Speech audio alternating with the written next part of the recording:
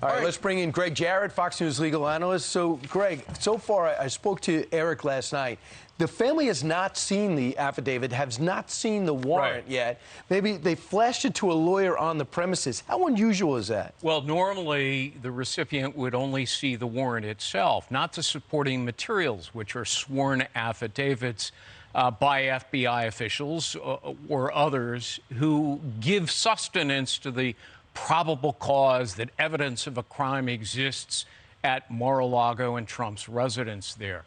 I think it is important. I understand that there's always a policy of non-transparency during the course of an investigation, but this is such an extraordinarily aggressive move by the Department of Justice and the FBI that I really do think that Merrick Garland deserves the American public some answers to the Americans they care deeply about fairness. They have a strong moral character, and they find repugnant thuggish authoritarianism, and this smacks of it. Yeah, they hate uneven justice. Yes. What do you make about this magistrate judge? It was not a federal judge that was appointed by a president or Congress. Right. You know, it does trouble me. We don't have all of the facts, but if you, the warrant and affidavits are sealed, but if you look at the document, there's no identification of a regular federal district court judge, just a magistrate who's signed on to this. That troubles me. Magistrates are, as you point out, not presidential appointments approved by Congress. They're simply hired by the district court to do the menial grunt work. Like what? Minor disputes, bail hearings, misdemeanors. I mean, they do everything except unclog the toilets and empty the trash cans. And I don't think they're qualified, really, and can be easily fooled by a bunch of guys from the FBI in suits flashing badges. Please sign here. That worries me. That may not be the case, but it kind of looks like it. Why would the FBI go to someone low level? Because it's easy, because they can be snookered.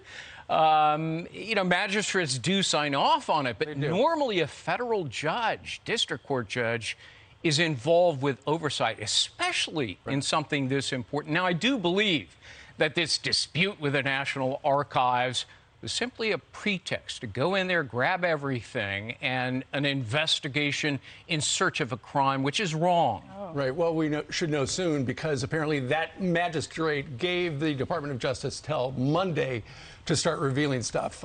So we'll stay tuned. Meanwhile, at the beginning, I'm sure you saw that Hunter Biden has jetted off to Kiowa Island along with the rest of the Bidens for a week vacation.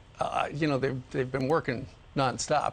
So there are so many people who are saying, it's so ironic. There's Hunter Biden, who, the allegations against him are many, and yet we haven't really heard of any progress with the Department of Justice in prosecuting the case against him. And so it looks like, okay, they go in and they grab stuff during the execution of a search warrant at Mar-a-Lago. When are they going to go into Hunter Biden's house? Yeah. Isn't it interesting that there has been no raid of Hillary Clinton's Chappaqua home after she stole government documents, violated the Espionage Act, and destroyed more than 30,000 documents she was told to protect by Congress. Nobody raided James Comey's home after he stole government documents from the FBI building and admittedly leaked them to the FBI. To launch a probe, and we got the Mueller report. That's right. And as you bring up, Steve, what about Hunter Biden? A trove of incriminating information on his laptop. Well, maybe while he's on vacation. Nobody has, conducted a raid of his fancy Malibu home in search of other evidence. It makes Americans, I think, wonder about equal justice under the law, this cherished principle in our Constitution. And then it seems political. Yes, it does seem political. And, I think the Department of Justice, Merrick Garland, needs to provide some answers about that as well. Newsweek says this whole raid was based on information from an FBI confidential human source that somehow was inside Mar-a-Lago. So a mole inside the Trump team did it, one of the rooms they broke into. The FBI asked them to put a lock on that room because that's where the records were in dispute. Yeah. They break the lock and act like that's a scandal that they asked them to put on. Sorry, past summer. you know, after the mainstream media peddled a phony Russia collusion hoax for the better part of 3 years. Didn't you? No, I wrote 2 books about it. Right. I got it right, they got it wrong. And so forgive me if I don't trust Newsweek and the mainstream media when they're citing anonymous sources. Ray should have gone in. I forgive you. Ray should have gone in and gotten rid of these bad apples in the FBI, because once again, we're talking about how there's distrust with this, what used to be such an amazing agency. And I know that the field officers are great and there are many agents that are wonderful, but you have these bad apples. Who? Yeah. What bad apples? Well, the vast majority, what, bad apples?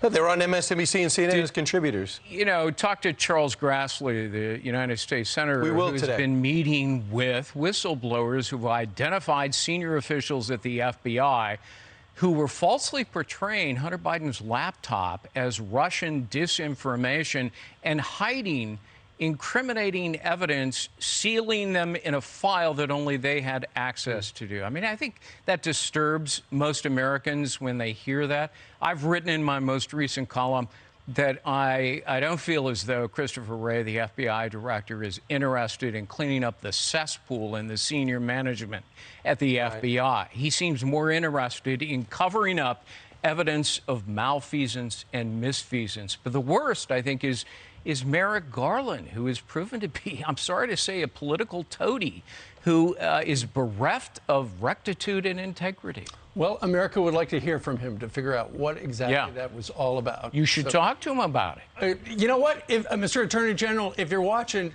call us. We'd love to have you on Fox and Friends. I'm going to be over on Hilton Head Island next door to Kiowa. Maybe I'll drop by and see Hunter and Joe. Please do. That's a working vacation now. Oh, always. That's how I have you there. He was greeted by a lot of protesters with "Let's Go Brandon" signs. And he still has no clue what that means.